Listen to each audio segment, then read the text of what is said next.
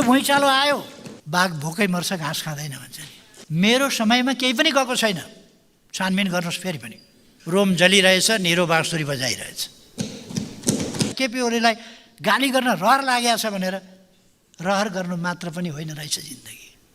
पार लाग्दैन। भित्ता टाँसिदिन्छु भनेको छ, भुइँमा पुर्याइदिन्छु भनेको छ, धुलोमा मिलाइदिन्छु भनेको छ। साँच्चै मिलाउँछन् कि क्या हो? रहर लागेको छ। यो कुरा भोलि अझ भयावह रूपमा निस्किन्छ, अझ भयावह रूपमा। आगो छोप्न सकिन्छ, धुवाँ छोप्न सकिँदैन। त्यो त फेरि फुत्त निस्किहाल्छ। 975 जना मान्छेसँग पैसा उठाइएको छ। चान्चुने कुरा हो। अहिलेको सरकारको नीति के हो भने नीति शून्य नीति। सब ठिकठाक छ, विश्वास बढेको छ, उत्साह आएको छ, अर्थतन्त्र सप्रेको छ, समाज वात्तै माथि अगाडि कुदेको छ, 5औं गियरमा कुदेको छ। 5औं नम्बरतिर त्यसरी व्याख्या गरिएको छ। 14औं नम्बरमा पुग्दा अर्थतन्त्र अप्ठ्यारोमा छ, यस्तो छ, यस्तो छ, यस्तो छ। फेरि 14औं नम्बरमा 5औं नम्बरका कुराहरूको खण्डन गर्दै 14औं नम्बरमा व्याख्या छ। मैले समस्याको समाधान चाहे भुटानी शरणार्थी समस्या पहिलोपल्ट संयुक्त राष्ट्रसङ्घको फोरममा मैले उठाएँ, महासभामा।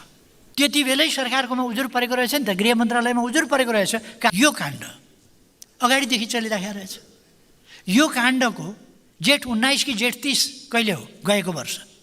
सरकार बेखबर भएको हो कि आत्मरतिमा रमाएको हो कि देशको परिस्थिति बुझ्नै नसक्या हो कि? 3 जना नेता भेट्दाखेरि पनि 2टा नेता दुधमा नुहाएका मात्रै होइन, दुधै कुण्डमा नुहाएका। अनि म चाहिँ गएर त्यहाँ ल न मेरो मान्छे बचाइदेऊ, यस्तो गरिदेऊ भनेर म्याउ म्याउ गर्न गएको।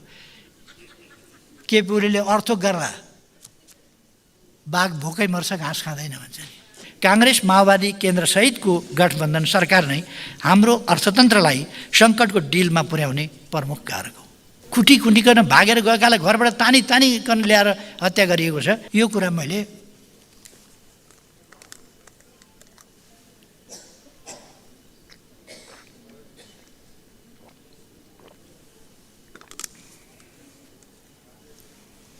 भ्रष्टाचार विरोधी च्याम्पियन आफू भएर आफूले के किन बाघ मारेको जस्तो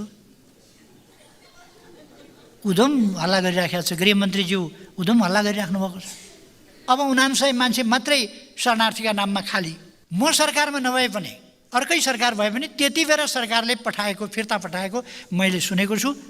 त्यो ओरिजिनल खास भुटानी शरणार्थी नै थिए, यो 429 जना जसलाई पठाएको थियो। तर पछि दोषी नहोस्, 3टा प्रमुख पार्टीका नेताहरू पटक पटक भेट गर्दा सन्देह पैदा भयो। संसद बैठक पटक पटक बस्दा सन्देह पैदा भयो। मन्त्री परिषदको बैठक पटक पटक बस्दा सन्देह पैदा भयो। थिम्पूमा 6औं राउन्डको वार्ता गर्दा मैले स्पष्ट बुझेँ, भुटान शरणार्थी सुन्नै चाहँदैन, शरणार्थी बन्नै मान्दैन। नेपालको पूर्वमा झापा जिल्लाका विभिन्न क्याम्पमा रहेका व्यक्तिहरूको सन्दर्भमा भन्दा बाथी लेख्न पनि चाहँदैन, सुन्न पनि चाहँदैन, भुटानी भन्न पनि मान्दैन, शरणार्थी भन्न पनि मान्दैन। त्यस्तो स्थितिमा फिर्ता लिने त कुरै छोडिदेऊ, कहाँबाट जम्मा गरेर ल्याएको मान्छेहरू भन्छ भुटानले। त्यसो भएपछि मैले भुटान समस्या समाधान गर्न तयार छैन, यो भुटान फिर्ता गरौँला भन्ने कुरामा धेरै विश्वस्त हुन सकिँदैन, किनभने उसको तत्परता नै त्यसमा देखिँदैन भन्ने कुरा मैले त्यति बेला गृहमन्त्रीको हैसियतमै सार्वजनिक गरेको थिएँ। त्यसपछि 7औं, 8औं, 9औं, 10औं, 11औं, 12औं, 13औं, 14औं, 15औं राउन्डका वार्ताहरू भए। मलाई जानकारी भएन। भइराखेका छन् वार्ता भन्ने थाहा भयो, तर के प्रगति छ, किन वार्ता भइराखेको छ थाहा भएन। सन् 2006मा म उपप्रधानमन्त्री र परराष्ट्र मन्त्री भएँ। त्यसबेला भुटानसँग धेरै राउन्डमा वार्ता भयो, इन्फर्मल ढङ्गले। 16औं राउन्डको वार्ता गरौँ भुटानले भनौँ, के गर्नका लागि वार्ता गर्ने पहिले त्यो समझदारी बनाऊ। तपाईँहरू फिर्ता लिने हो कि होइन, के गर्न, वार्ता गरेर के गर्छौँ भन्दा वार्ता गर्ने, अर्थात् अन्तर्राष्ट्रिय समुदायलाई नेपाल र भुटानका बिचमा वार्ता भइराखेको छ भनेर अल्मल्याउने, तर कुनै प्रगति हुन नदिने। भुटानको त्यो नीति थियो। असंलग्न राष्ट्रहरूको शिखर सम्मेलनको तयारीका लागि परराष्ट्र मन्त्री स्तरीय बैठक मलेसियाको कोलालम्पुरमा आयोजना भएको थियो। त्यस बैठकमा पनि हामीले अनौपचारिक वार्ता गऱ्यौँ। बाङ्लादेशको राजधानी ढाकामा सार्क स्तरीय परराष्ट्र मन्त्रीहरूको वार्ता थियो, कुराकानी थियो, मिटिङ थियो। त्यसमा पनि भुटानी परराष्ट्र मन्त्रीसँग हाम्रो कुराकानी भयो अनौपचारिक ढङ्गले। उहाँहरू 16औं राउन्डको वार्ता मात्रै गर्न खोज्नुहुन्थ्यो, समस्या समाधान गर्न खोज्नुहुन्न थियो। मैले समस्याको समाधान चाहेँ र वार्ताको खालि राउन्ड बढाउँदै जाने यो कुरा सम्भव छैन भने। त्यसपछि हवानामा असंलग्न राष्ट्रहरूको शिखर सम्मेलनमा त्यहाँ मैले फेरि भुटानका परराष्ट्र मन्त्रीसँग अनौपचारिक कुराकानी गरेँ। त्यसपछि न्युयोर्कमा 61औं महासभामा त्यसमा पनि कुराकानी र त्यहाँ कुरा गरिसकेपछि अझ प्रष्टसँगले फिर्ता नलिने, समस्याको समाधान नगर्ने भन्ने भुटानको दृष्टिकोण पाइसकेपछि मैले संयुक्त राष्ट्रसङ्घको महासभामा सम्भवतः सन् 2006 को सेप्टेम्बर महिनाको नेपालको बोल्ने 24 या 25 तारिकमा थियो।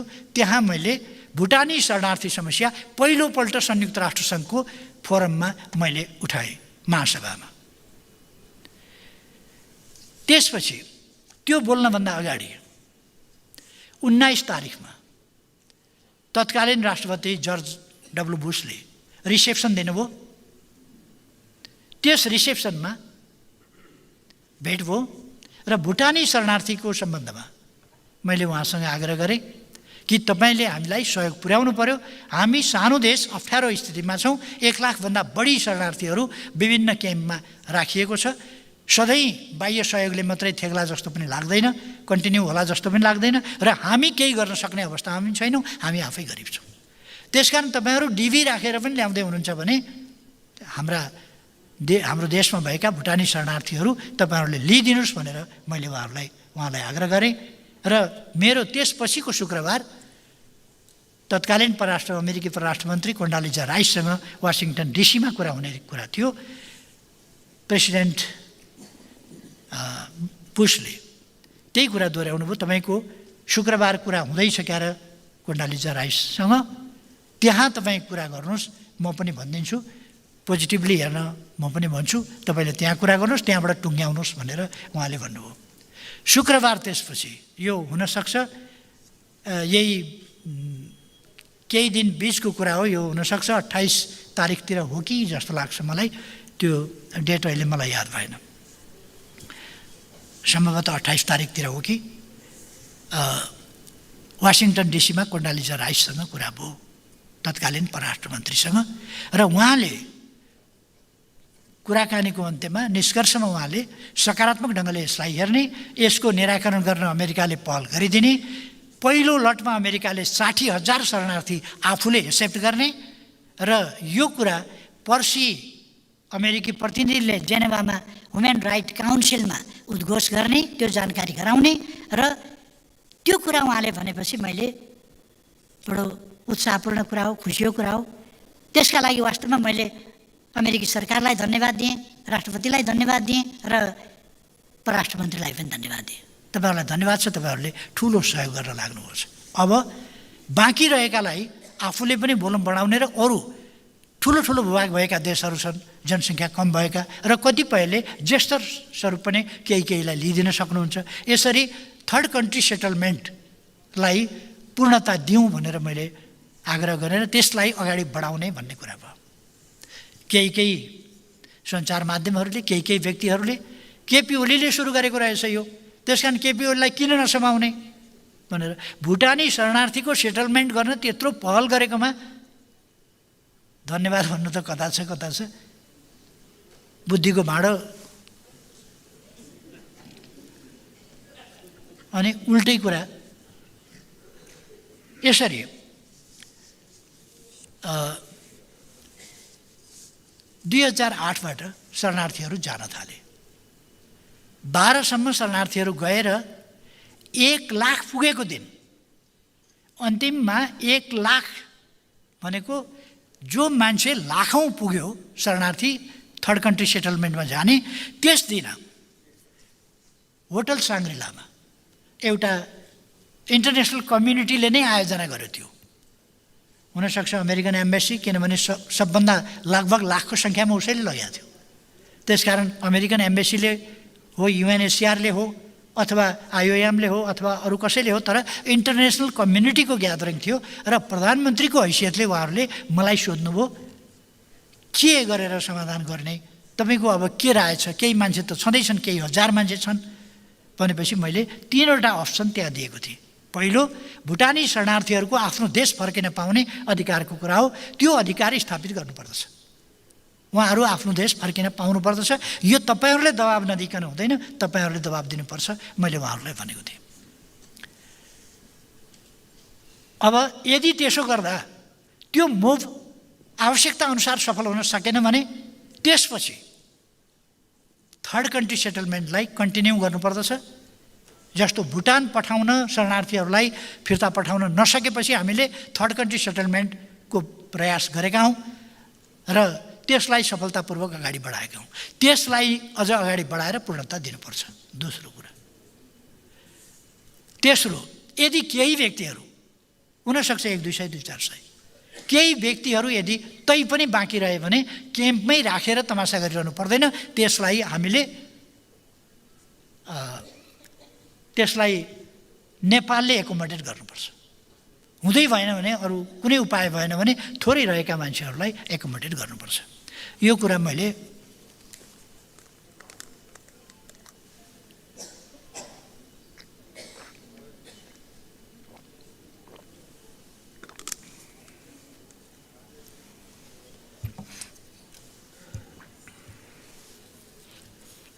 त्यस कार्यक्रममा राखेको थिएँ। त्यसपछि यो सिलसिला एक ढङ्गले टुङ्गिएपछि 2012मा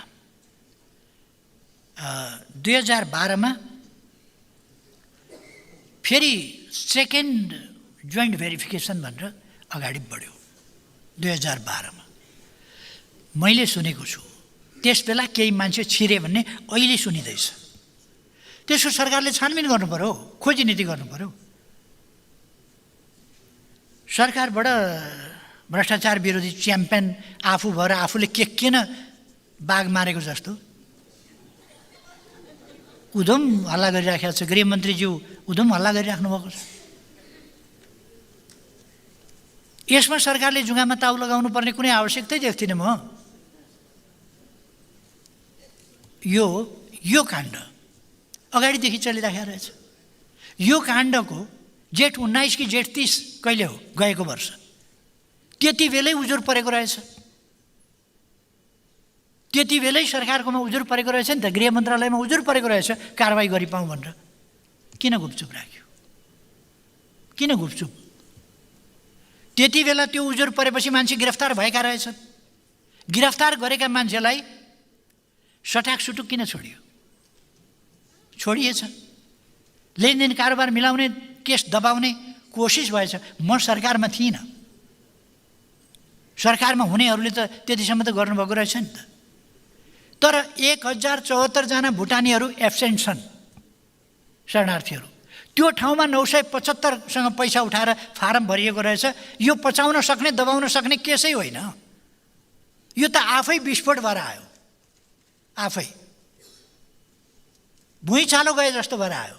भुइँचालो मैले ल्याएँ भन्नु बेकार छ, आफै आयो। यो भुइँचालो आयो, छेक्न सकिँदैन थियो, रोक्न सकिँदैन थियो। 975 जना मान्छेहरूको अब 99 मान्छे मात्रै शरणार्थीका नाममा खाली रहेको छ। जम्मा शरणार्थीहरूमध्ये 1,13,307 जना विदेशका लागि, थर्ड कन्ट्री सेटलमेन्टका लागि उडेका छन्। 6,755 बाँकी छन् जम्मा। त्यसमध्ये 429 को कार्ड बनिसकेको थियो। यो पछिल्लोपल्ट आयोग बनेको, के बनेको, समिति बनेको छ। मेरो समयमा केही पनि गएको छैन। छानबिन गर्नुहोस् फेरि पनि। मेरो समयमा केही गएको छैन। एउटा समिति बनेछ, त्यो समितिले केही प्रस्ताव पठाएछ, मैले अध्ययन गर्न भनेर राखेँ, होल्ड गरेँ र त्यसलाई अध्ययन गर्नका लागि सामाजिक समितिमा, मन्त्री परिषदको सामाजिक समितिमा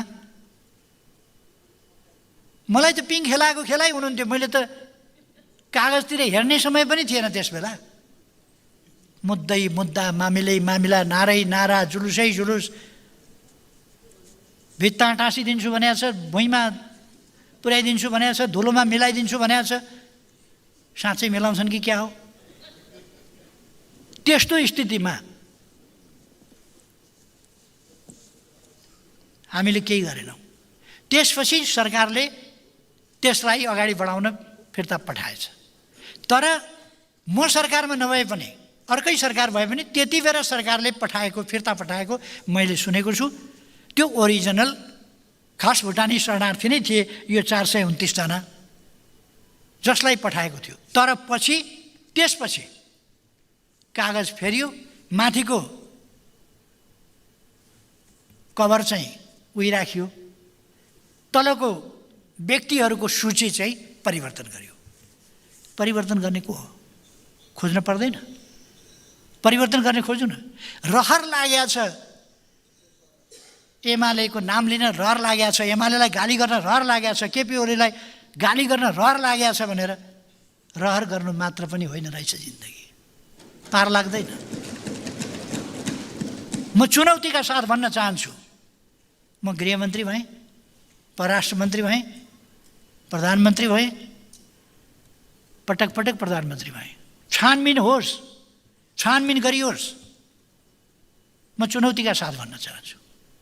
र हामी सधैँ भ्रष्टाचारका विरुद्धमा छौँ, भ्रष्टाचारको छानबिन होस् भन्ने पक्षमा छौँ। कोही पनि दोषी छुट्नु हुँदैन। तर अहिले निर्दोष फसाउने प्रयास भइरहेको छ, म खबरदारी गर्न चाहन्छु। दोषी उम्काउने, निर्दोष फसाउने यस प्रकारका प्रयास नगर्दा हुन्छ। किनभने यो अझ भयावह रूपमा, यो कुरा भोलि अझ भयावह रूपमा निस्किन्छ, अझ भयावह रूपमा। आगो छोप्न सकिन्छ, धुवाँ छोप्न सकिँदैन। त्यो त फेरि फुत्त निस्किहाल्छ। 975 जना मान्छेसँग पैसा उठाइएको छ, चान्चुने कुरा हो। त्यसकारण यो भोलि पनि निस्किन्छ र निर्दोष नफसोस्, कुनै पनि दोषी नउम्कियोस्, दोषी नउम्कियोस्। म भन्न चाहन्छु मेरो पार्टीको तर्फबाट, नेकपा एमाले कति पहिला लाग्यो, 3टा प्रमुख पार्टीका नेताहरू पटक पटक भेट गर्दा सन्देह पैदा भयो। संसद बैठक पटक पटक बस्दा सन्देह पैदा भयो। मन्त्री परिषदको बैठक पटक पटक बस्दा सन्देह पैदा भयो। के भने थियो? अनि नेताहरू सदन चलाउनु छ, देशको अवस्था यस्तो छ, सदन कसरी चलाउने, सहमतीय बाटोमा कसरी जाने आदि कुराहरूमा नेताहरू छलफल गर्दैनन्। कानुनहरू निर्माण गर्नु छ, संशोधन गर्नु छ, त्यस सम्बन्धमा कसरी गर्ने गर्दैन। जटिल प्रकारका बनावटहरू हुन्छन् संसदीय अभ्यासका क्रममा। ती जटिल बनावटका प्रक्रियामा स्मुथली कसरी लाने त्यस विषयमा छलफल गर्दैनन्। अनि मानिलिउँ 3 जना नेता भेट्दाखेरि पनि 2टा नेता दुधमा नुहाएका मात्रै होइन, दुधै कुण्डमा नुहाएका। अनि म चाहिँ गएर त्यहाँ ल न मेरो मान्छे बचाइदेऊ, यस्तो गरिदेऊ भनेर म्याउ म्याउ गर्न गएको। केपी ओलीले अर्थोक गर्दा बाघ भोकै मर्छ, घाँस खाँदैन भन्छ नि, म्याउ म्याउ गर्दैन। र यस प्रसङ्गलाई, यस भ्रष्टाचारको कारबाहीलाई निष्पक्ष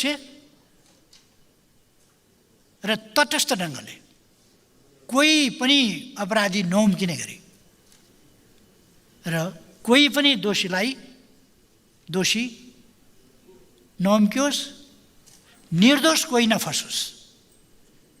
फेरि म एकपल्ट दोहोऱ्याउन चाहन्छु, म तथ्य प्रमाण सहित भन्दैछु, दोषीलाई उम्काउने कोसिस भइरहेको छ, निर्दोषलाई फसाउने कोसिस भइरहेको छ। यो कुरा बन्द गरियोस् र दोषीमाथि कारबाही दृढताका साथ अगाडि बढाओस्। म सरकारलाई भन्न चाहन्छु, सभामुख महोदय, भन्न चाहन्छु, सरकारले यसमा मन्त्री परिषदले नेताहरूले हस्तक्षेप गर्ने आवश्यकता छैन। प्रहरीलाई निष्पक्ष छानबिन गर्न दिनुहोस् त। मैले भने नि, जेठ 19 कि जेठ 30 मा परेको निवेदन पक्राउ परेका मान्छे किन छोडियो? पुलिसले छोड्या होइन, छोड्न लगाइयो, बाध्य बनाइयो। त्यतिकै छोडे मान्छे छोड्न लगाइयो। त्यसकारण यो खालका कर्महरू नगरियोस्, ढाकछोप गर्ने दुस्साहस नगरियोस् र राजनीतिक अभिष्ट साध्नका लागि निर्दोषलाई फसाउने पनि अपराध कर्म हो। त्यो अपराध कर्म गर्ने दृष्टता नगरियोस्। यतापट्टि म ध्यान आकर्षण गराउन चाहन्छु। अरू सबै भ्रष्टाचारका बारेमा के छानबिन गर्नु छ? नेकपा एमाले सधैँ 100% सम्पूर्ण रूपमा साथ दिन, छानबिनका निकायहरूलाई साथ दिन तयार छ। अब कसलाई फसाउनु छ, कसको पद रिक्त गराउनु छ, के गराउनु छ, यी कुराहरू र अहिले अब बयानका सन्दर्भहरू कसरी अगाडि बढ्दैछन् पनि हामी पनि हेरिरहेका छौँ। यही देशमा छौँ हामी र हामीले पनि राजनीति गरेको अलि वर्ष भयो। विभिन्न प्रकारका राजनीति, विभिन्न प्रकारका भूमिगत राजनीति, जेलमा बस्दाका राजनीति, परिस्थिति, अवस्था सबै हामीले देखेका छौँ। सरकारमा हुँदाका, सरकार चलाउँदाका ती अनुभवहरू पनि हामीले देखेका छौँ। त्यसकारण म आग्रह गर्न चाहन्छु, यो गल्ती गर्नेतिर सरकार नजाओस्, गल्ती नगरिकन भ्रष्टाचार नियन्त्रण गर्नेतिर, भ्रष्टलाई कारबाही गर्नेतिर जाओस्। यसमा यति नै भन्छु। अहिले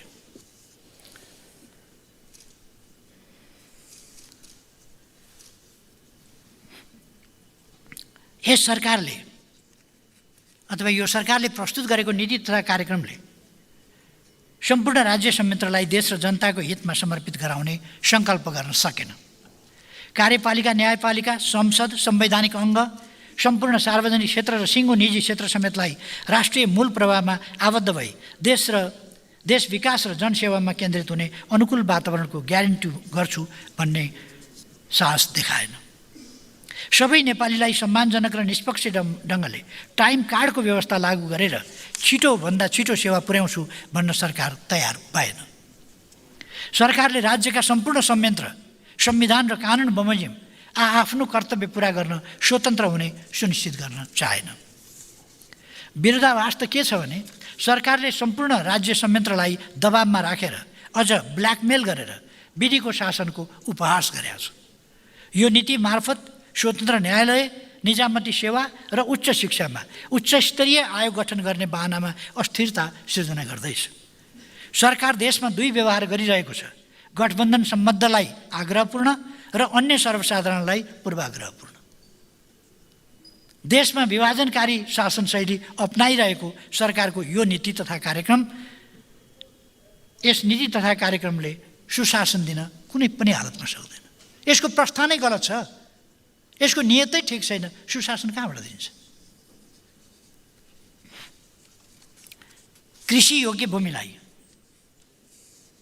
एक ठाउँमा यसो कृषिको चर्चा गरे चाहिँ गरेको छ, तर कृषिको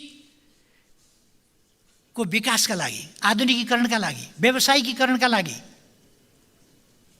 कुनै कुराहरू गरेका छैन। बरु उल्टै कृषि योग्य भूमिलाई पकेट, ब्लक, जोन र सुपर जोनका रूपमा विकास गरी कृषिको आधुनिकीकरण, व्यावसायिकरण र यान्त्रिकीकरण गर्दै कृषिको उत्पादन र उत्पादकता वृद्धि गर्न प्रारम्भ गरिएको प्रधानमन्त्री कृषि आधुनिकीकरण परियोजनालाई नीति तथा कार्यक्रममा समावेश नगरी टोल र वडाको दुविधायुक्त भेग नीतिमा खुम्चिएको छ।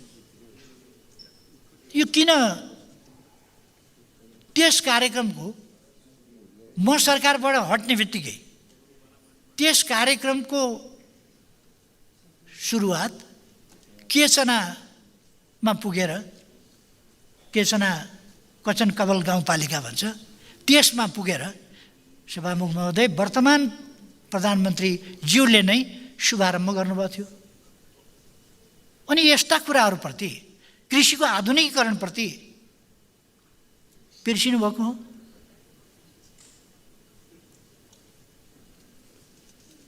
कि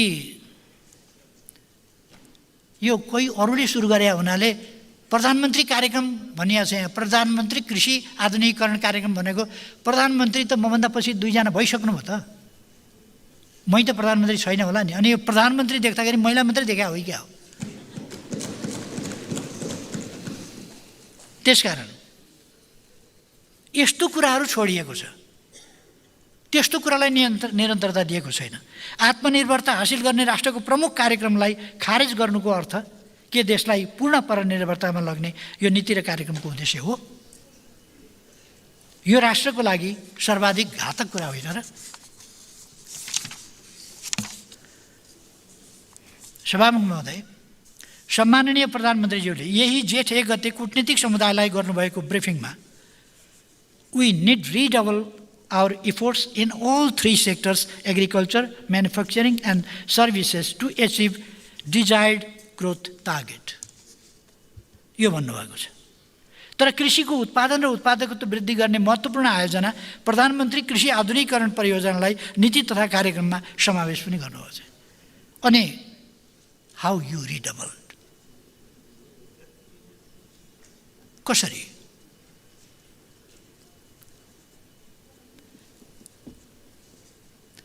भन्नुभएको छ।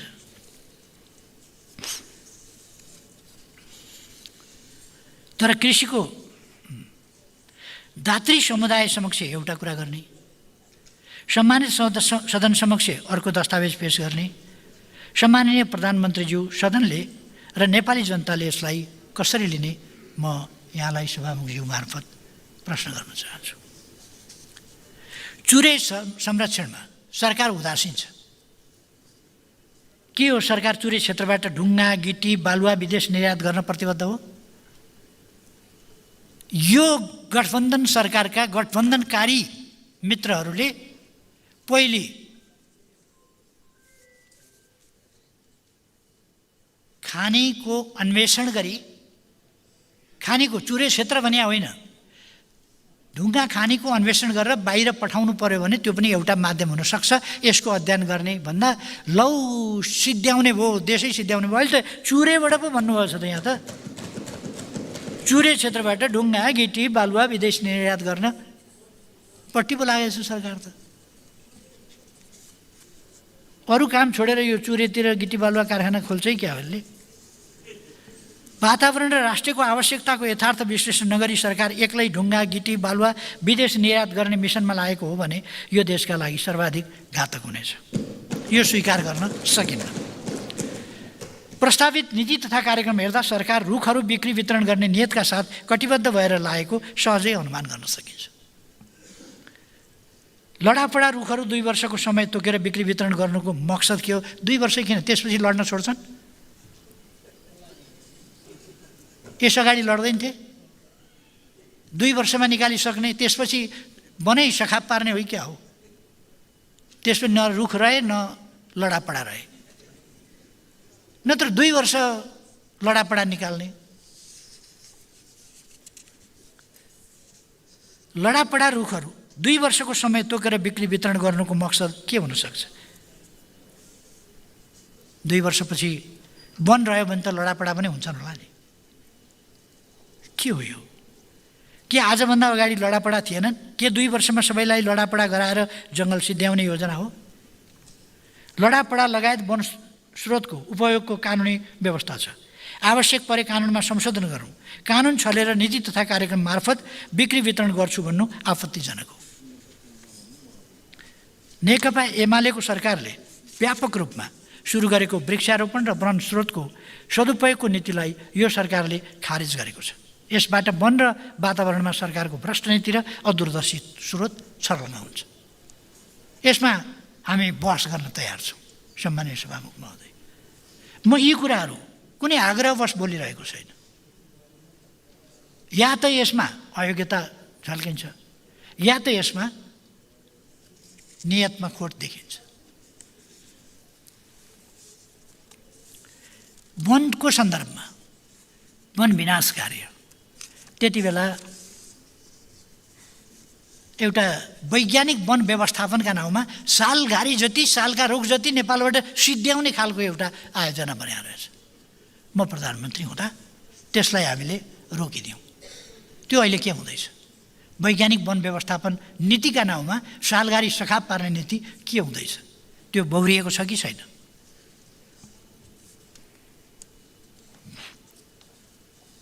भू उपयोग सम्बन्धी नीति कानुन कार्यान्वयनमा ध्यान केन्द्रित गर्नुपर्नेमा सरकार भूमि सम्बन्धी समस्यालाई थप जटिल बनाउन उद्यत रहेको देखिन्छ। अनावश्यक रूपमा नयाँ नीति कानुन बनाउने विषयलाई नीति तथा कार्यक्रमले स्थान दिएको छ। भूमि सम्बन्धी समस्या समाधान गर्ने कार्यक्रम सरकारसँग देखिँदैन। भू उपयोग नीति बनिसकेको छ, भूमि व्यवस्थापन सम्बन्धी ऐन बनिसकेको छ, कानुन बनिसकेका छ, त्यस सम्बन्धी अरू नियमहरू बनिसकेका छन्, त्यस सम्बन्धी स्थानीय तहहरूलाई निर्देश जारी भइसकेका छ। त्यस ठाउँमा अहिले फेरि नयाँ नीति बनाउने कुरा, यी कुराहरू चाहिँ आश्चर्य लाग्दा छ। कसरी यस्तो कुराहरू भयो?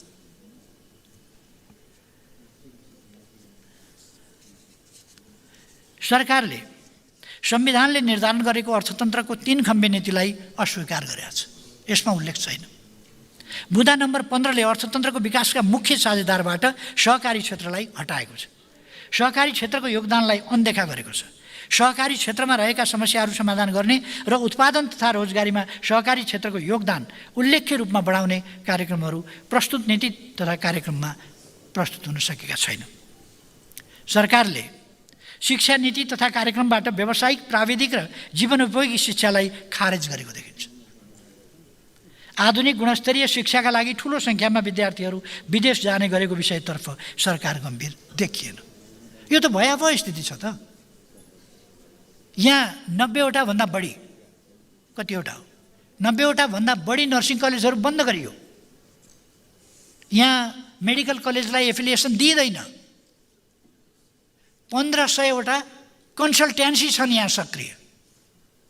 200 भन्दा बढी कति विदेशी करिकुलम पढाउने पाठशालाहरू छन्, कलेजहरू छन्, विद्यालयहरू छन्।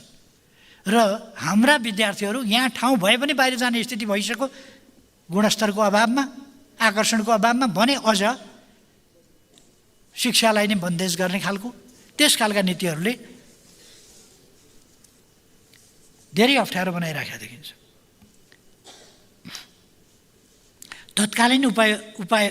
तत्कालीन उपायहरू प्रस्ताव गरेन मात्र होइन, हामीले स्वदेशमै विज्ञान र प्रविधिको क्षेत्रमा अन्तर्राष्ट्रिय स्तरको अध्ययन, अध्यापन र अनुसन्धान गर्न सक्ने विश्वविद्यालयको रूपमा मदन भण्डारी विज्ञान तथा प्रविधि विश्वविद्यालय स्थापना र सञ्चालनको कार्य अगाडि बढाएका थियौँ। सरकारले यसलाई नीति तथा कार्यक्रमबाट खारेज गरेछ। के यस प्रकारको साइन्स एन्ड टेक्नोलोजी युनिभर्सिटी चाहिँदैन? उच्च स्तरीय खालको दक्ष जनशक्ति हामीले स्थापना गर्नु पर्दैन? त्यसको मेन्सन किन भएन? मान्छेका नाम, मान्छेका अनुहार झलक झलक आउँछ। गोर्खामा यो गर्छु, यता वारीपट्टि यो गर्छु, उता सिँचाइ गर्छु, उता चाहिँ कुनै के बनाउँछु, उता के गर्छु भन्ने खालका त्यो चाहिँ देखिन्छ। स्वरोजगार सिर्जना गर्न सक्ने र उद्यम व्यवसाय सञ्चालन गर्न सक्ने जनशक्ति विकास गर्न प्राविधिक विश्वविद्यालयका रूपमा मदन भण्डारी प्रौद्योगिक विश्वविद्यालयको स्थापना गर्ने कार्यक्रमलाई पनि नीति तथा कार्यक्रमले खारिज गरेको छ। अब टेक्निकल युनिभर्सिटी चाहिँदैन, प्रौद्योगिक विश्वविद्यालय चाहिँदैन, टेक्निकल एजुकेसनको हायर लेभल चाहिँदैन, हामीलाई दक्ष जनशक्तिको आवश्यकता पर्न छोडिसक्यो। सरकार अन्तर्राष्ट्रिय स्तरको अध्ययन, अध्यापन र अनुसन्धान स्वदेशमा होस् भन्ने चाहँदैन। युवा पुस्तालाई विदेशमै पठाउन इच्छुक छ। हामी यो स्वीकार गर्न सक्दैनौँ। राष्ट्रपति शैक्षिक कार्यक्रम खारेज गरिएको छ, उल्लेख छैन। कस्तो सजिलो कुरा गरेको छ भने लय मिलाएको छ क्या, लय तुकबन्दी मिलाएको छ। हाम्रो पाठशाला राम्रो पाठशाला, हाम्रो गाउँ राम्रो गाउँ, हाम्रो कलेज राम्रो कलेज, हाम्रो युनिभर्सिटी राम्रो युनिभर्सिटी, हाम्रो सभाहाल राम्रो सभाहाल, हाम्रो स्टेडियम राम्रो स्टेडियम। कति मजाको नारा। हाम्रो स्कुल राम्रो स्कुल। तपाईँले चलिरहेको कार्यक्रम, त्यस कार्यक्रमले दिएको इनपुट, त्यसले दिएको आउटपुट, त्यो किन हेर्नुहुन्न? त्यसले जे आउटपुट दिएको छ त्यो चिज किन हेर्नु?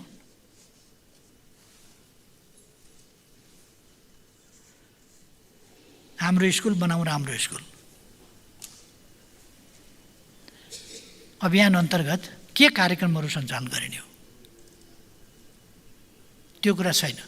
कार्यक्रम ल्याएको छ तुकबन्दी, यो तुकबन्दी बाहेक कार्यक्रमै होइन। यो व्यावसायिक र प्राविधिक शिक्षामा जोड दिए क्षमतावान जनशक्ति विकासमा केन्द्रित हुनुपर्ने अवस्थामा बहुद्देशीय र निराधार रूपका नाराहरू तय गरी भ्रम सिर्जना गर्न खोजिएको छ।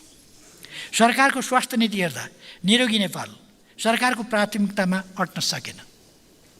निरोगी नेपालको एउटा खास अर्थ थियो बिमारी हुनै नदिने, पहिलेदेखि नै बच्चादेखि गर्भैमा हुँदादेखि कसरी शिशुलाई निरोगी बनाउने, उसको शारीरिक र मानसिक विकास हुर्किँदै जाने क्रममा कसरी गर्ने, त्यसपछि नागरिकलाई स्वस्थ कसरी राख्ने, उसको जीवनका सम्पूर्ण पक्षहरू स्वस्थताका साथ चलुन् र बिमारी भइहालेमा उपचार पाओस्। यस नीतिले समेटेका यी महत्त्वपूर्ण कुरा हुन्। आयुर्वेदको त अलिकति चर्चा छ, तर आयुर्वेद बाहेक अरू चर्चाहरू छैन। अरू शैक्षिक चिकित्सा पद्धतिहरूको चर्चा छैन। एलोपेथिक, होमियोपेथिक, आयुर्वेदिक, प्राकृतिक, योग अनेक प्रकारका छन्। त्यसमा योगको एउटा शब्द पर्या होला। तर यी विभिन्न शिक्षा पद्धतिहरू हाम्रा शिक्षा पद्धतिहरू स्वास्थ्य पद्धतिहरू तिनीहरू विकास गरिनेछ भन्ने कुराहरू यसमा छैन।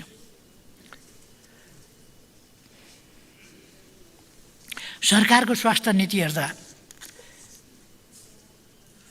यो साँच्चै स्वास्थ्य नीति र जनताप्रति उत्तरदायी नीति जस्तो लाग्दैन।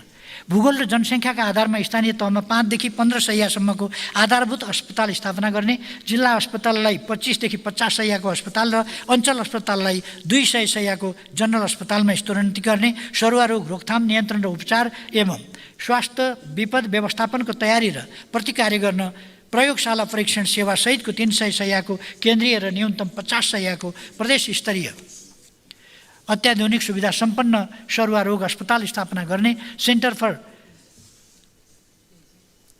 Disease control, food and drug administration, राष्ट्रिय स्वास्थ्य प्रत्यायन प्राधिकरण जस्ता स्वास्थ्य सेवालाई आधुनिक स्तरको बनाउने र अनुसन्धान एवं नियमनलाई प्रभावकारी बनाउने क्षेत्रमा ल्याइएका कार्यक्रमहरूका सम्बन्धमा नीति तथा कार्यक्रम यो प्रस्तुत नीति तथा कार्यक्रम पूर्ण रूपमा उदासीन र गैर जिम्मेवार देखिया छ।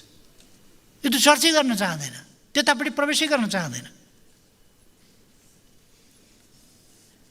जनस्वास्थ्य र राष्ट्रको प्रतिष्ठामा यो गम्भीर आघात हो। सभामुख महोदय, हामीले सरकारमा हुँदा नेपाल राष्ट्रको विकास र नेपाली जनताको जीवनस्तरमा सुधार ल्याउनका लागि प्रारम्भ गरेका तथा पहिलेदेखि सुरुवात भएका तर सम्पन्न नभएका विकास निर्माणका कार्यहरूलाई तीव्र गतिमा अगाडि बढाउने नीति लिएका थियौँ। यसै नीति अन्तर्गत समृद्धिको आधार तयार गरेका थियौँ। हामी सत्ताबाट बाहिरिएपछि विकास निर्माणका कार्यहरू अवरुद्ध भए, कति बन्द गरिए, कतिको बजेट कटौती भयो। यसपटकको नीति तथा कार्यक्रमहरूमा आइपुग्दा दूरगामी महत्त्वका शिक्षा, स्वास्थ्य, भौतिक पूर्वाधार, अन्तर्राष्ट्रिय व्यापार र कृषिमा आत्मनिर्भर बन्ने आयोजनाहरू लगायतका विभिन्न महत्त्वपूर्ण कार्यक्रमहरू खारेज गरिएका छन्। हामीलाई यो स्वीकार्य छैन र हुन पनि सक्दैन। म भन्न चाहन्छु, विकास निर्माण कुनै पनि दल विशेषको हुँदैन। लोकतन्त्रमा दलहरू सत्तामा आउने जाने स्वाभाविक प्रक्रिया हो। तर राष्ट्र र जनता अझ अमर कुरा हो। विकास निर्माण राष्ट्र र जनताका लागि हुने हो। यसमा पक्ष विपक्ष भई एकले अर्कालाई लक्षित गर्नु उपयुक्त होइन। राष्ट्र, जनता र विकासका विषयमा हामी सबै एक ठाउँमा उभियौँ। यो स्पिरिटलाई प्रस्तुत नीति तथा कार्यक्रमले अँगाल्न सकेका छैन।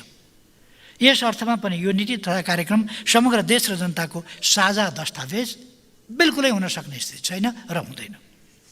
प्रस्तुत नीतिले विगतका उपलब्धिहरू उल्लेख गरेको छैन। हाल देशले सामना गरिरहनु परेको समस्याहरू प्रस्तुत गर्न सकेको छैन। देशमा उपलब्ध अवसरहरूको उपयोगको योजना प्रस्ताव गर्न सकेको छैन। हाम्रा अथाह स्रोत साधनको प्रोफाइल तयार गरी सम्पूर्ण स्रोत साधनको पूर्ण उपयोग, फुल इम्प्लोइमेन्ट गर्ने भिजन छैन। यसमा कार्यान्वयनको ढाँचामा आधारभूत परिवर्तन गरी समयमै उपलब्धि हासिल गर्ने साहस देखाएको छैन। नयाँ पुस्ताको आवाजलाई आत्मसात गर्न सकेको छैन र देश र जनताको प्रतिष्ठा अभिवृद्धि गर्ने इच्छा शक्ति र सामर्थ्य यस नीति कार्यक्रमको नामको दस्तावेजले राख्न सकेन। यस्तो नीति तथा कार्यक्रमले देशको समृद्धिका लागि सम्माननीय प्रधानमन्त्रीज्यू स्वयंले दोहोऱ्याउने गरेको क्रमभङ्गताको राष्ट्रिय आवश्यकता कसरी पुरा गर्ला? अब क्रमभङ्गता फगत बोलीमा सीमित रह्यो। प्रस्तुत नीति तथा कार्यक्रम पश्चगामी छ। यसले देशलाई अझ पश्चगमनमा लैजाने निश्चित छ। सरकार सबै मोर्चामा असफल भएको छ। सरकार असफल भइसक्यो, पराजित भएको छ। सबै प्रक्षेपण, वाचा र प्रतिबद्धताहरू असफल भएका छन्, झुटा साबित भएका छन्। आर्थिक वृद्धि दर 8% लक्ष्य राखिएकोमा 2% पनि नपुग्ने अवस्थामा छ। अनि पोहोर साल बजेट पेश गर्दा 8% पुर्याउँछौँ भनेको होइन यहीँबाट। त्यस बेला मैले बोलेको थिएँ त्यसको आधा पुर्याएर देखाउनुहोस्। जसरी तपाईँहरू काम गर्दै हुनुहुन्छ यतिकै गफ दिएर त हुँदैन, त अर्थ बढ्दैन त। पानी नलगाई मलजल नगरिकन धानका बाला ठुला कुराले फल्दैन। त्यसका लागि बेग्लै व्यवस्था गर्नुपर्छ। मैले त्यति बेला भनेको थिएँ। तर अहिले कति तपाईँहरूको अनुमान, तपाईँहरूको प्रक्षेपण, तपाईँको प्रतिबद्धता कति साह्रो असफल छ। 8% वृद्धि दर कायम गर्छु भनेका ठाउँमा 2% पुग्दैन। कस्तो शरमको कुरा। आय व्ययको अनुमान के गर्नुभयो त? गफलाई अनुमान भनिँदैन। अनुमानलाई अनुमान भनिन्छ जो तथ्यमा आधारहरूमा उभिएको हुनुपर्दछ। शान्ति सुरक्षा दिन सरकार असफल भएको छ। कोशी प्रदेशका विभिन्न कार्यक्रमहरूमा सहभागी हुन जाँदा म स्वयंमाथि आक्रमण भएको छ। तर सरकार मूक दर्शक बनेर बस्यो, सुरक्षा दिन सकेन। सुरक्षा निकायको माइन्डसेट अनुमान गर्दा जस्तो सुकै आक्रमण भए पनि उदासीन बस्नु भन्ने आदेश गए जस्तो स्पष्ट देखिन्थ्यो। योभन्दा बढी म केही नभनौँ। फाटोवादी, साम्प्रदायिक र हिंसावादीलाई सरकार स्वयंले बढावा दिएको छ। हत्या गर्न खोज्नेलाई पनि पक्राउ गर्न खोजिएको छैन भने अर्कोतर्फ हिंसावादीले गरेको हत्यामा सुरक्षाकर्मीलाई नै फसाउन खोजिएको छ। विराटनगरमा कसले हत्या गर्यो? एकजना मान्छे मारियो। यस प्रसङ्गमा कसले भन्दा प्रहरीलाई फसाउन खोज्यो। सबै कुरा त छर्लङ्गै छ त। तैपनि यस्तो अवस्थालाई शान्ति सुरक्षाको बहाली भएको सामान्य अवस्था कसरी भन्न सकिन्छ? निर्वाचनका क्रममा जनता समक्ष मत माग्दा प्रस्तुत भएको घोषणापत्रमा एउटा प्रतिबद्धता व्यक्त गर्ने, मत परिणामपछि सरकारको नेतृत्व गर्न अर्कै सङ्कल्प लिने, 2 महिना पनि नपुग्दै कोर्स परिवर्तन गर्ने, पटक पटक पोजिसन र मुभ फेर्नुलाई गतिशील ठान्ने सम्माननीय प्रधानमन्त्रीज्यूको गतिशील नीतिले कोटिनकोटै गतिशील नीतिले देशलाई चरम अस्थिरताको भासमा पुर्याउँदैछ। सरकारको तर्फबाट आएको भाषण, सरकारले सिंहदरबारमा गर्ने निर्णय, माननीय मन्त्रीज्यूहरूले दिने अभिव्यक्ति, सरकारको तर्फबाट सदनमा माननीय अर्थमन्त्रीले पेश गरेको दस्तावेज, सरकारको तर्फबाट सम्माननीय राष्ट्रपतिज्यूले सदनमा प्रस्तुत गर्नुभएको दस्तावेज फरक फरक भएपछि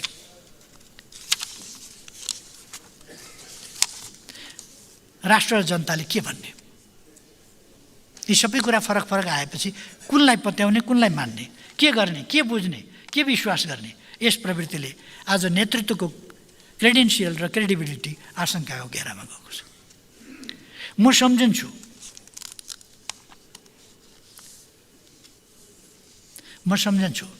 anybody who changes his principles depending on whom he is dealing, that is not a man who can lead a nation.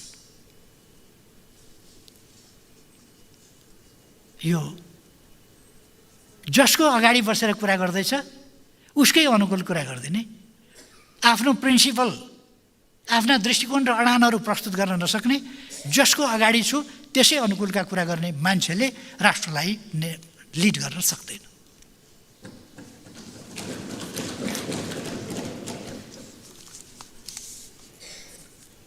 यस प्रवृत्तिले नीति तथा कार्यक्रमको प्रारम्भमा भनिए जस्तो लोकतन्त्रलाई सुदृढ गरेको छैन, संविधानको रक्षामा योगदान गरेको छैन, जनताको जीवनस्तरमा सुधार ल्याएको छैन, अन्तर्राष्ट्रिय प्रतिष्ठा बढाउने छैन र यस प्रवृत्तिले नेकपा एमालेको सरकारले प्रारम्भ गरेको समृद्धिको आधार भत्काएको छ, देश र विदेशमा अविश्वास बढाएको छ, मुलुकलाई अस्थिर बनाएको छ, आर्थिक विशृङ्खलता, विकास निर्माणमा विशृङ्खलता र राजनीतिक प्रणालीमा विशृङ्खलता छताछुल्ल बनाएको छ। सम्माननीय सभामुख महोदय, यस चरम सङ्कटबाट राष्ट्रलाई मुक्त गर्नु छ। नेपाली दिदीबहिनी तथा दाजुभाइहरूको बहुमत प्राप्त गरेर चिर प्रतिष्ठित विकसित नेपाल निर्माण गर्ने रूपान्तरणकारी नीति र कार्यक्रम आवश्यक छ। अब त्यो लिएर कोही आउनु पर्नेछ, त्यो सङ्कल्प बोकेर कोही आउनु पर्नेछ र मेरो पार्टीको विश्वास र सङ्कल्प म यहाँ दोहोऱ्याउन चाहन्छु, फेरि एकपल्ट भन्न गर्न चाहन्छु। मलाई त्यो अरू कोही होला जस्तो लाग्दैन, नेकपा एमाले नै हुन्छ। नेकपा एमाले नै त्यस ढङ्गले अगाडि आउनेछ।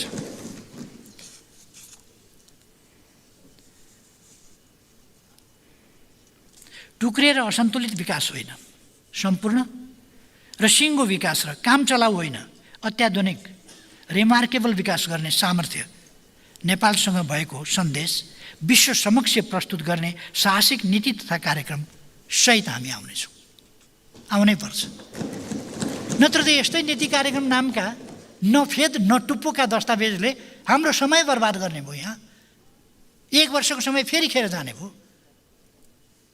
2 वर्षमा यो 1 वर्षको नीति कार्यक्रम छ,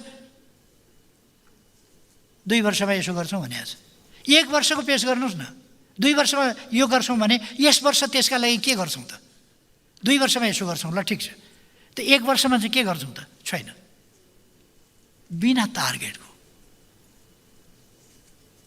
कहाँ सुरु, कहाँ अन्त्य, कहाँ जान हिँड्या, केही ठेगान छैन। हाम्रो गन्तव्य समृद्ध नेपाल, सुखी नेपाली हो। मेरो राजनीतिक आदर्श र जीवनको एकमात्र लक्ष्य नेपाललाई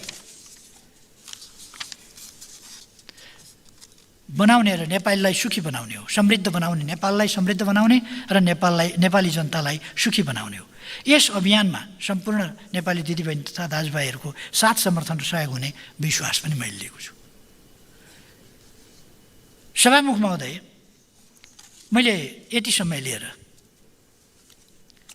प्रस्तुत नीति तथा कार्यक्रमको सम्बन्धमा भने यसको अर्थ हो यो नीति कार्यक्रम कुनै पनि हालतमा देशलाई अगाडि बढाउन, देशको प्रतिष्ठा बढाउन, देशका जनताका समस्या समाधान गर्न, अर्थतन्त्रलाई ओह्रालो लाग्नबाट जोगाएर उँभोतिर लाने कुनै कुरामा पनि यो सक्षम छैन। जनताका समस्या यसले समाधान गर्न सक्दैन। त्यसकारण यस नीति कार्यक्रमलाई समर्थन गर्न सकिँदैन र हामी समर्थन गर्दैनौँ। म आग्रह गर्न चाहन्छु, मैले यति समय लिएर व्याख्या गर्नुको अर्थ के हो भने म अरू पार्टीहरूलाई पनि देशप्रति जिम्मेवार भएर सोच्न आग्रह गर्न चाहन्छु। यस नीति कार्यक्रमले 1 वर्षको समय कमसेकम बर्बाद भयो देशको। यस नीति कार्यक्रमले केही पनि गर्नेवाला छैन, हुनेवाला छैन।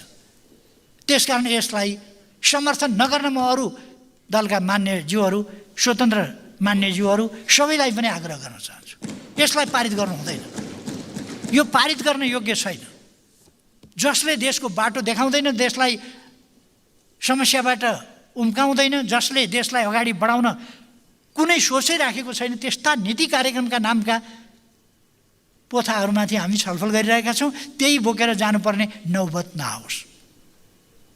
म जिम्मेवार प्रधानमन्त्रीज्यू आफैलाई भन्न चाहन्छु। त्यसकारण यसलाई फिर्ता लिनुहोस्, अर्को बनाउनुहोस्। यस बापत कुनै पोलिटिकल राजनीतिक अस्थिरता र अराजकता चुलिएको छ। जनतामा असन्तुष्टि व्याप्त छ। सरकारप्रति जनताको अविश्वास वास्तवमा भन्ने हो भने अभूतपूर्व ढङ्गले यो विश्वास ह्रास भएको छ, अविश्वास बढेको छ अभूतपूर्व ढङ्गले। जनतामा निराशा छ। सामाजिक र सांस्कृतिक क्षेत्रमा अस्वाभाविक प्रवृत्तिहरू बढ्दा छन्। प्रमुख आर्थिक परिसूचकहरूले अर्थतन्त्र सङ्कटापन्न भइसकेको देखाएका छन्। सरकार राजस्व उठाउन असफल भएको छ।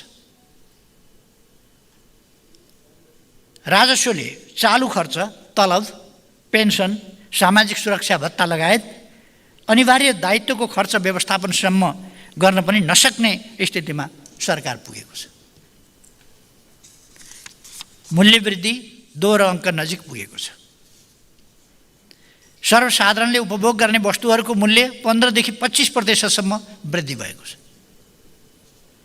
निर्यात 26%ले घटेको छ। आयात 18%ले घट्दा विकास निर्माणका सामग्री, औद्योगिक कच्चा पदार्थ, विद्युत तथा सञ्चार उपकरण, कृषि उपकरण, निर्यात गरिने वस्तुका कच्चा पदार्थ अभाव हुन थालेका छन्। तरलताको अभाव, उच्च ब्याज दर, ऋण नतिर्नेलाई राजनीतिक संरक्षण, व्यवसायीको खस्केको मनोबल लगायतका यथार्थहरूलाई सम्बोधन गर्ने गरी नीति तथा कार्यक्रम आएको छैन। अझ दुर्भाग्यपूर्ण त के छ भने देश असामान्य अवस्थामा रहेको यथार्थलाई सरकारले लुकाउन खोजेको छ। लुकाउन मात्रै होइन, रोम जलिरहेछ, निरो बाँसुरी बजाइरहेछ।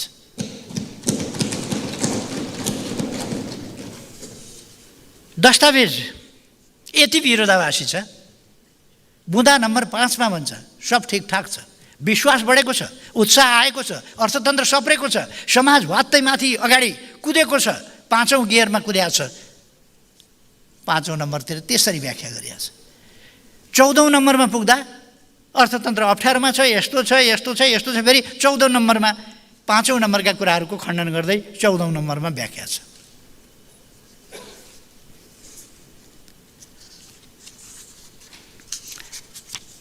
यसरी सरकार बेखबर भएको हो कि आत्मरतिमा रमाएको हो कि देशको परिस्थिति बुझ्नै नसकेका हो कि बुझेर त्यसलाई अनदेखि गर्न खोजेका हो कि आफूले बुझे पनि जनतालाई बुझ्न नदिन खोजेको हो कि अल्मल्याउन खोजेको हो कि यस प्रकारको यस नीति कार्यक्रम नामक दस्तावेजले देखाउँछ। नीति तथा कार्यक्रमले आम नेपालीको जीवनस्तरमा आधारभूत सुधार ल्याउने रूपान्तरणकारी नीति देख्न सकेका छैनन्। देशमा उत्साह सिर्जना गर्ने आँट गर्न सकेको छैन। यो प्रस्तावित नीतिमा उच्च दरको आर्थिक वृद्धि हासिल गर्ने कुनै योजना नै छैन। आधुनिक पूर्वाधार निर्माणका कार्यहरू तीव्र गतिमा अगाडि बढाउने उत्साह नै छैन र सामाजिक न्याय कायम गर्ने दृष्टिकोण पनि छैन।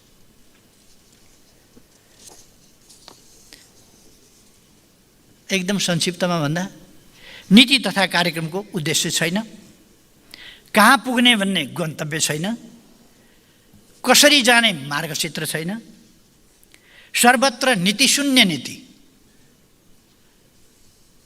को अवस्था छ। अहिलेको सरकारको नीति के हो भने नीति शून्य नीति। यस्तो नीति तथा कार्यक्रमले देशलाई स्थायित्व दिन सक्दैन, राष्ट्रलाई अग्रगमनको गन्तव्यमा पुर्याउन सक्दैन। राष्ट्रका समस्याहरूलाई, राष्ट्रले भोगिरहेका समस्यालाई, जनताले भोगिरहेका समस्याहरूलाई सम्बोधन गर्न पनि सक्दैन।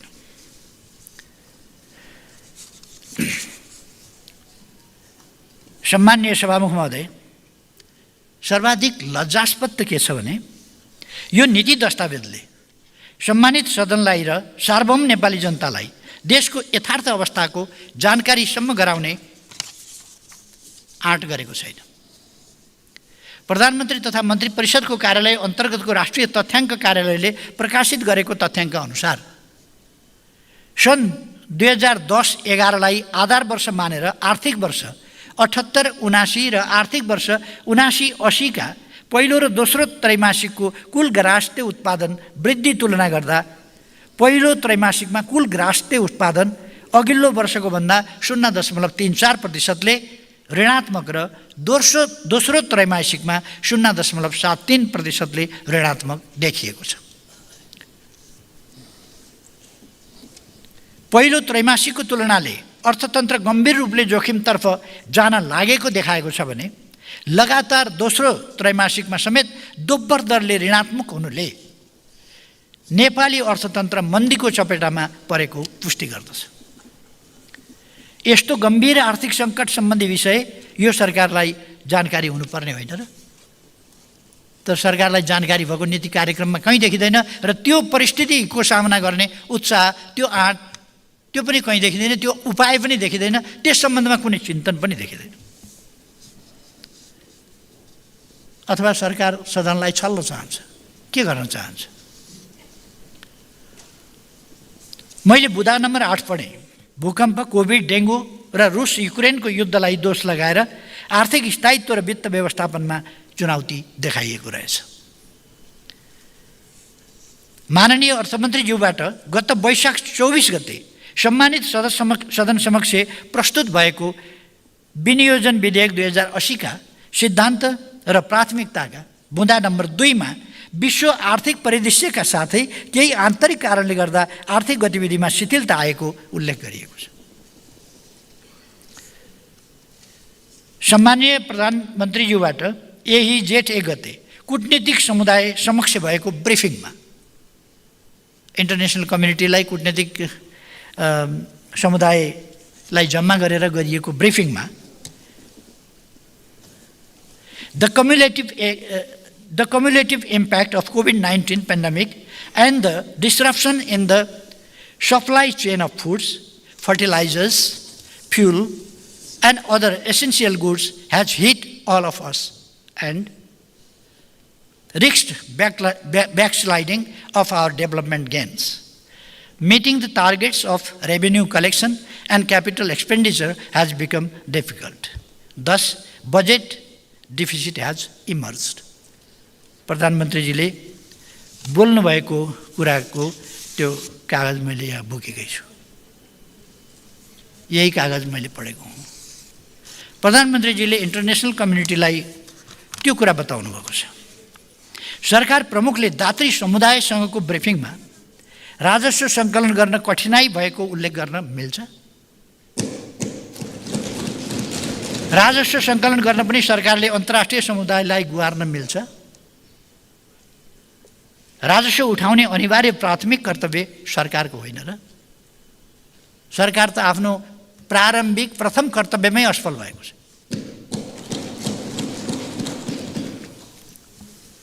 त्यही असफलताको दस्तावेजका रूपमा यो नीति कार्यक्रम आएको छ।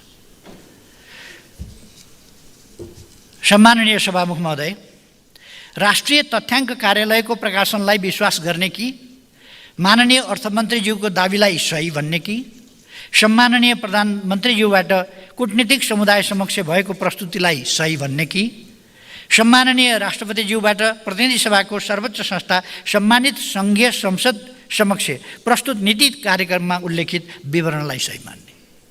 फरक छन् विवरण। के चाहिँ सही हो, केलाई सही मान्ने? नीति तथा कार्यक्रम स्वयंमा पनि धेरै अन्तर्विरोधहरू रहेका छन्। उदाहरणका लागि बुँदा नम्बर 5 र 14 लाई लिन सकिन्छ। सरकारको योभन्दा गम्भीर गैर जिम्मेवारी के हुन सक्छ? सदन र विश्व समुदायकै फरक कुरा गर्ने सरकारको तर्फबाट प्रस्तुत यस नीति तथा कार्यक्रमलाई कसरी विश्वास गर्ने? संसारका कुनै पनि देशका सरकार समस्याविहीन हुँदैन। कुन देशमा समस्या हुँदैन? आफ्ना आफ्ना खालका समस्या सबै देशमा हुन्छन्। हरेक सरकार समस्या समाधान गर्नका लागि बनेको हुन्छ। सरकार बन्छ किन भन्दा समस्या हुन्छन् र ती समाधान गर्दै अगाडि बढ्नुपर्छ। विकासका समस्या हुन्छन्, शान्ति सुव्यवस्थाका समस्या हुन्छन्, जनतालाई सेवा पुर्याउने डेलिभरीका समस्याहरू हुन्छन्, अनेक समस्याहरू हुन्छन्। तिनलाई सम्बोधन गर्न नै सरकार बन्छ। समस्या त हरेक ठाउँमा हुन्छन् र सरकार भनेको समस्या समाधानकै लागि बन्ने हो। समस्यालाई दोष लगाएर सरकार उम्किन मिल्छ र? धेरै पर नजाउँ। हाम्रै देशको विक्रम सम्वत 74 भन्दा अघिको एक दशकमा 4% भन्दा कम दर रहेको आर्थिक वृद्धि आर्थिक वर्ष 73-74, 74-75 र 75-76 को 3 वर्षमा सरदर 6.5% बढेको थियो। सोही अवधिको विश्लेषण गर्दै बेलायतबाट प्रकाशित हुने द इकोनोमिस्ट पत्रिकाले सन् 2019 को डिसेम्बरमा नेपाललाई उच्च आर्थिक वृद्धि हासिल गर्ने विश्वका 10 मुलुकभित्र समावेश गरेको थियो। कति छिटै 2 वर्षमा तपाईहरुले विश्वका तीव्र आर्थिक विकास गर्ने 10वटा देशभित्र पुगिसकेको नेपाललाई नागपासा खेले चाहिँ 99 बाट 2 मा कसरी झार्नु हो? 2 वर्षमा यही समस्याका बीचमा विश्व अर्थव्यवस्थाको दोस्रो ठुलो अर्थतन्त्र मित्र राष्ट्र चीनको र पाँचौँ ठुलो अर्थतन्त्र मित्र राष्ट्र भारतको आर्थिक वृद्धि दर सन् 2023मा क्रमशः 5% र 6.4% हुने अनुमान एसियाली विकास ब्याङ्कले गरेको छ। राष्ट्रिय तथ्याङ्क कार्यालयले हाम्रो आर्थिक वृद्धि दर 2.16%मा खुम्चिने अनुमान गरेको छ। यो पनि पुग्नेवाला छैन, पछि हेर्नु होला।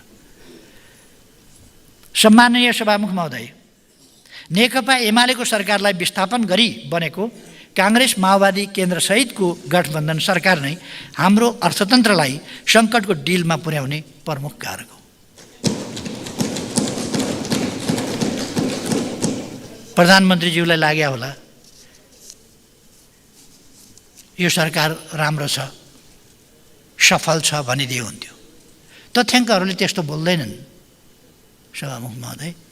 तथ्याङ्कहरूले अर्कै कुरा बोल्छन्। हामी कसरी समर्थन गरौँ, कसरी प्रशंसा गरौँ? अर्थतन्त्र अगाडि बढिराखेका बेला त बहुतै आक्रमण भएको थियो, त्यो सरकार नडाली नभएको थियो।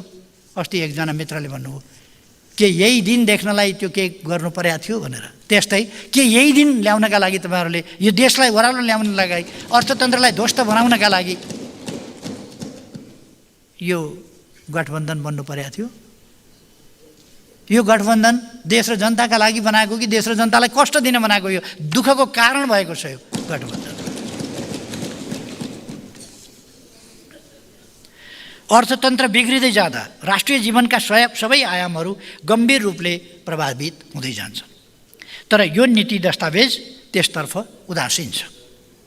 उच्च दरको आर्थिक वृद्धि कसरी हासिल गर्ने, उत्पादन क्षेत्रमा लगानी कसरी बढाउने, लगानीका स्रोतहरू कसरी जुटाउने, स्रोतको बचत कसरी गर्ने, सार्वजनिक वित्त प्रणाली र वित्तीय क्षेत्रमा अनुशासन कसरी कायम गर्ने, बाह्य क्षेत्रलाई कसरी सन्तुलित बनाउने, सङ्कटापन्न अर्थतन्त्रलाई पुनर्जीवन दिई सुदृढ बनाउँदै कसरी आर्थिक स्थायित्व कायम गर्ने, यी समकालीन आवश्यकताका विषयमा सरकारले कुनै नीति कार्यक्रम दिन सकेको छैन।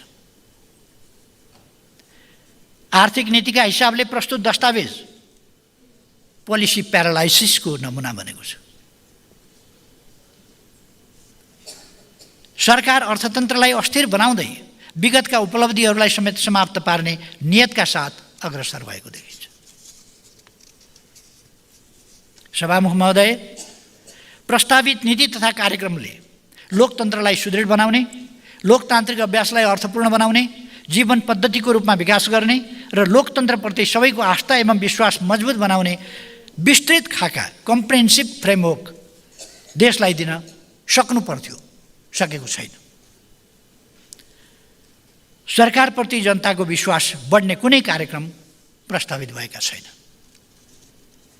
सरकारले तीनै तहमा निष्पक्ष, स्वतन्त्र, शान्तिपूर्ण र भयरहित वातावरणमा निर्वाचन सम्पन्न गरी मुलुकमा सङ्घीय शासन प्रणालीलाई सफल बनाएको उद्घोष गरेको छ, त्यस्तो दाबी गरेको छ।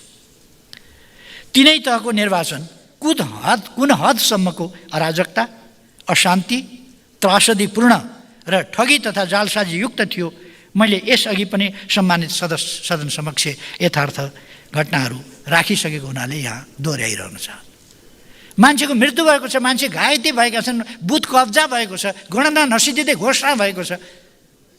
यस्ता कुराहरूलाई शान्तिपूर्ण, अनि ती मान्छे के भएर आत्महत्या गरे हुन् कि के गरे हुन्? त्यो मान्छेहरूले खुटिकन भागेर गएकालाई घरबाट तानिकन ल्याएर हत्या गरिएको छ। शान्तिपूर्ण भएको छ सबैतिर, अमन चैन, राम राज्य। सामाजिक सुरक्षा कार्यक्रमहरू कार्यान्वयनमा ल्यायौँ। अहिले ती के हुँदैछ? 100 दिनको रोजगारीको ग्यारेन्टी के हुँदैछ? विद्यार्थी भर्ना अभियान सञ्चालन गऱ्यौँ। विद्यालयका आधुनिक भौतिक पूर्वाधार निर्माण गर्दै थियौँ। व्यावसायिक, प्राविधिक र जीवनोपयोगी शिक्षाको विकासमा केन्द्रित भएका थियौँ। उच्च शिक्षाको विशिष्टीकरण गर्दै थियौँ। 28 जिल्लामा सीमित स्वास्थ्य बिमालाई 65 जिल्लामा पुर्याएका थियौँ। अशक्त, आश्रयविहीन, मनोसामाजिक रोगी, फरक क्षमता भएका तथा बेसहारा व्यक्तिहरूको संरक्षण र रोजगारीका कार्यक्रमहरू सञ्चालन गर्दै थियौँ।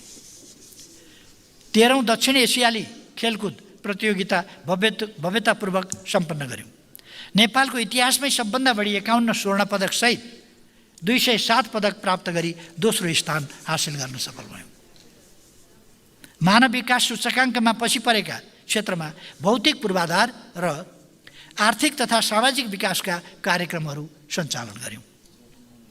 हामी सडक, रेल, हवाई र सामुद्रिक कनेक्टिभिटी, विद्युतको कनेक्टिभिटी, सञ्चारको कनेक्टिभिटी, सेवा प्रवाहको कनेक्टिभिटी, शिक्षा, स्वास्थ्य र खानेपानीको कनेक्टिभिटी, क्षेत्रीय र अन्तर्राष्ट्रिय अर्थतन्त्रसँग नेपाली अर्थतन्त्रको कनेक्टिभिटी, सरकार र जनता बीचको कनेक्टिभिटी, स्वयं प्रधानमन्त्री र जनता बीचको कनेक्टिभिटीलाई उच्च प्राथमिकताका साथ आधुनिक र मजबुत बनाउँदै थियौँ।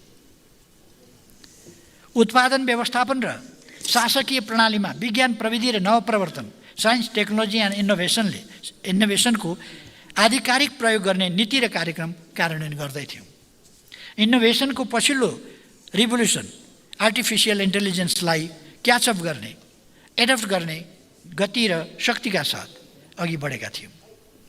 हाम्रो जनशक्ति उही हो, अहिलेको र पहिलेको ब्युरोक्रेसी उही हो, जनशक्ति उही हो, स्रोतको अवस्था पनि उही हो, कानुनी प्रक्रिया पनि त्यही हो, तर फरक केवल देश र जनताप्रतिको जिम्मेवारीको ध्येय तथा इच्छा शक्ति मात्रै हो,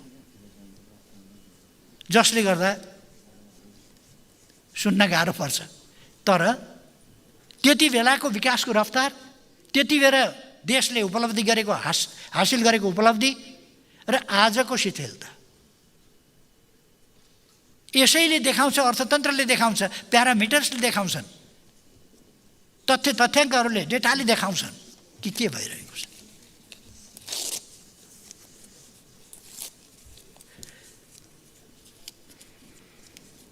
हामी राजनीतिलाई कुनै व्यवसाय होइन, जनसेवाको पवित्र माध्यम ठान्छौँ। कतिपय साथीहरूलाई अविश्वसनीय लाग्ने आयोजना हामी यही भावनाले सम्भव देख्छौँ र सम्पन्न पनि गर्छौँ। हाम्रो भिजन, हाम्रो नीति स्पष्ट छ। दशकौँदेखि संसद भवन फगत आकाङ्क्षामा सीमित थियो। सम्मानित सर्वोच्च अदालतले भवनको अभावमा कठिनाई महसुस गरेको थियो।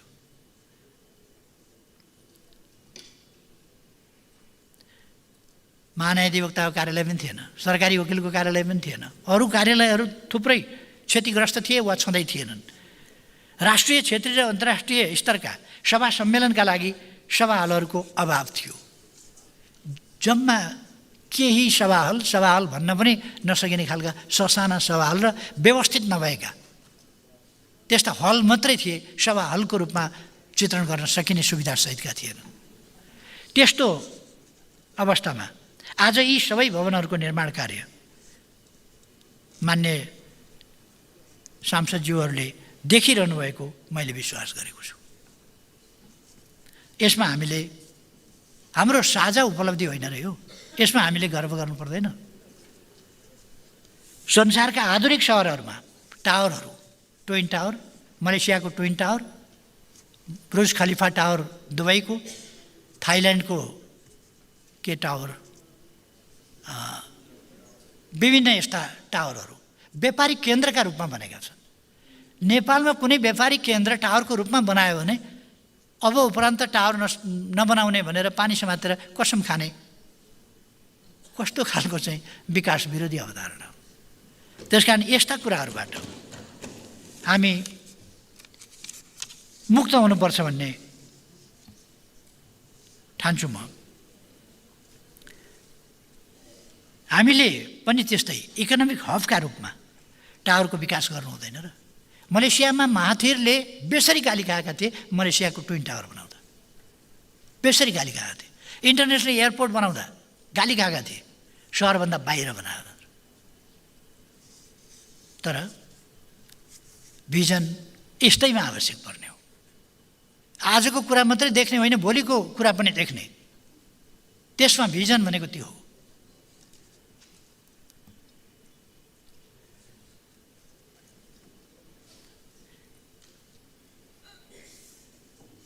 कि हामी यस्ता विकासहरू नगरेर, आधुनिकतातर्फ नगएर मुस्ताङको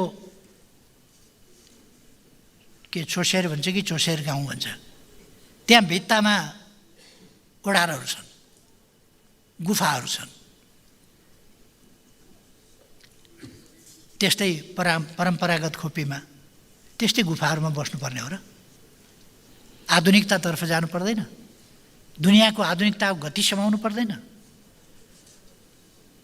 नेपाली काङ्ग्रेसका केही होनहार साथीहरूले नेपाली जनताको सुख सुविधा र देशको विकासका लागि सुरु गरिएका आधुनिक विकासका पूर्वाधारहरूप्रतिको अन्तर्विरोध अब त सच्याउनुहुन्छ होला भन्ने मैले विश्वास गरेको छु।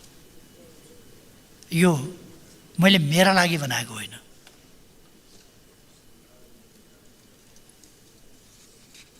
काङ्ग्रेसका साथीहरूको गर्ने बेला भएको छैन, सकिँदैन, हुँदैन को नीति अब छोड्नु पर्दैन। अब हामीले युगीन आवश्यकतालाई पुरा गर्नुपर्छ। यो हाम्रो मातृभूमि संसारको गरिब देश हुन सृष्टि भएको चाहिँ होइन। यो गरिब देश बन्नका लागि यो देश सृष्टि भएको होइन। यसको प्रकृतिले, यसको भूगोलले, यसका रिसोर्सेसले, यसको इतिहासले यो कुरा स्वीकार्दैन कि गरिब हुन जन्मेको देश भनेर। हामी समृद्ध हुन सक्छौँ, श्रेष्ठ हुन सक्छौँ। त्यसका निम्ति हामीले प्रयत्न गर्नुपर्छ। प्रस्तावित नीतिको बुँदा नम्बर 6 मा भ्रष्टाचार नियन्त्रणमा शून्य सहनशीलताको कार्यान्वयनको उल्लेख गर्दै विकृति नियन्त्रणको प्रमाण सरकारले स्थापित गर्ने घोषणा गरेको रहेछ। प्रमाण स्थापित गर्ने मलाई लाग्दैन सरकारले सबै प्रकारका भ्रष्टाचार नियन्त्रण गर्नेछ। मलाई पत्यार लागिरहेको छैन। भ्रष्टाचारका सबै विषयलाई कानुनी कारबाहीको दायरामा ल्याउनेछ, यस्ता वाक्यहरू छन्। तर बुँदा नम्बर 6 र 177 को अध्ययन गर्दा सरकार भ्रष्टाचार र विकृतिबीच दुविधा र भ्रम सिर्जना गरेर भ्रष्टाचार नियन्त्रणप्रतिको प्रतिबद्धताबाट उम्किन खोजेको देखिन्छ। भ्रष्टाचार विरुद्धमा कसिए चाहिँ गर्छ अनि अन्तिममा गएर विकृति नियन्त्रण गर्छु भन्छ। यो बुँदा नम्बर 6 मा पनि त्यही छ, 177 मा पनि त्यही छ। हामी स्पष्ट भन्छौँ, भ्रष्टाचार र अख्तियारको दुरुपयोगसँग जोडिएका सम्पूर्ण विषयहरूको छानबिन अनुसन्धान गरी कुनै पनि कालखण्डमा भएका भ्रष्टाचार र जो कोही भ्रष्टाचारी उपर कानुनी कारबाही गरौँ। कुनै पनि कालखण्डको कसै माथिको पनि त्यो गरौँ।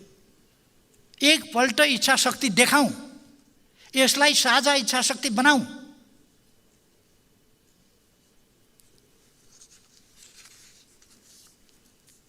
भ्रष्टाचारी एक दिन कानुनको कठघरामा पुग्नेछ भन्ने विश्वास नेपाली जनतामा स्थापित गरौँ।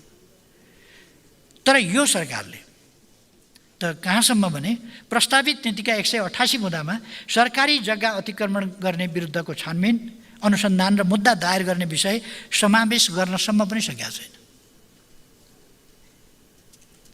सरकारले सरकारी जग्गा अतिक्रमणकारी उपरको अनुसन्धान र मुद्दा दायर गर्ने कार्यलाई रोक्न चाहेको देखिन्छ। सम्माननीय प्रधानमन्त्रीज्यूले गठबन्धन यसैका लागि फेर्नुभएको त होइन कहीँ?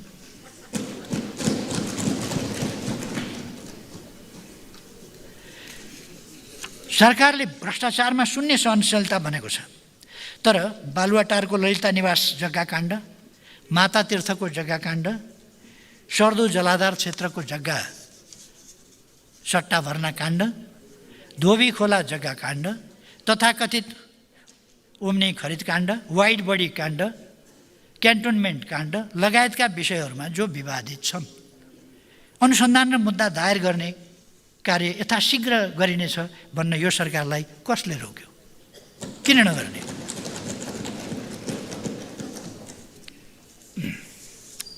हामी भ्रष्टाचार यो र त्यो समयको यसले वा उसले गरेको भन्दैनौँ। भ्रष्टाचार भ्रष्टाचारै हो। यसको पद, जात, लिङ्ग र समय हुँदैन। इतिहासको जुनसुकै कालखण्डमा जोसुकैले गरेको भ्रष्टाचार छानबिनको दायरामा ल्याइनुपर्छ। हामी दृढ छौँ। 100औं वर्षपछि पनि गलत कार्यको स्वीकारोक्ति, क्षतिपूर्ति र सजाय भइरहेका उदाहरण हामी विभिन्न राष्ट्रहरूमा देख्न सक्छौँ।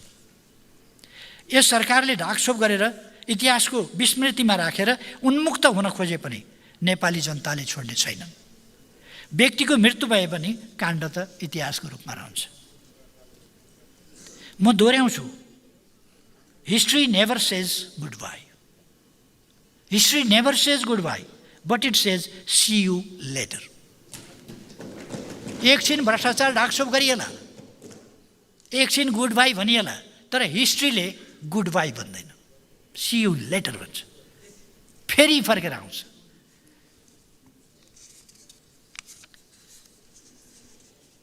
सभामुख महोदय, आजै पनि सुन्ने समयमा बोल्दा एकजना मान्यजीले 4 गते भुटानी शरणार्थी समस्याको बारेमा र भुटानी शरणार्थीका नाममा नकली भुटानीलाई थर्ड कन्ट्री सेटलमेन्ट वा विदेश पठाउन खोजिएको भन्ने सन्दर्भमा म 4 गते सम्मानित सदन समक्ष विषय राख्छु भनेको कुरा के हुन्छ, आज राख्नुहुन्छ कि हुन्न भनेर उठाउनु भएको छ। सधैँ राखिने कुरा हो, तर मैले एउटा कुरा 4 गते म आफै अस्वस्थ भए, मलाई बिमारीको कारणले म संसदमै आउन सक्ने स्थिति रहेन। आजको कुरामा म तत्सम्बन्धमा नै मैले अलिक समय लाग्छ बोल्नका लागि, त्यसकारण म आज त्यसमा डिटेलमा जान चाहन्न, किनभने म त्यो जिल्लाको मान्छे हुँ जहाँबाट भुटानी शरणार्थीहरूको समस्या सुरु हो। 89-90 मा भुटानले नेपाली मूलका नेपाली भाषीहरूलाई भुटानबाट खेदेपछि उनीहरू नेपालमा आएर विभिन्न खोला किनारमा जहाँ कसैको स्वामित्वको दाबी छैन त्यस्ता ठाउँमा आएर अलपत्र ढङ्गले हजारौँको सङ्ख्यामा बसे। स्थानीय जनताले पहिले केही सहयोग गरे, त्यसपछि विभिन्न सङ्घ संस्था, अन्तर्राष्ट्रिय संस्थाहरू, नेपाल सरकार सबैको ध्यानाकर्षण हामीले गराउन सक्यौँ र त्यसलाई क्यान्टनमेन्टको व्यवस्था, क्याम्पहरूको व्यवस्था गरियो र ती क्याम्पहरूमा हामीले राख्यौँ।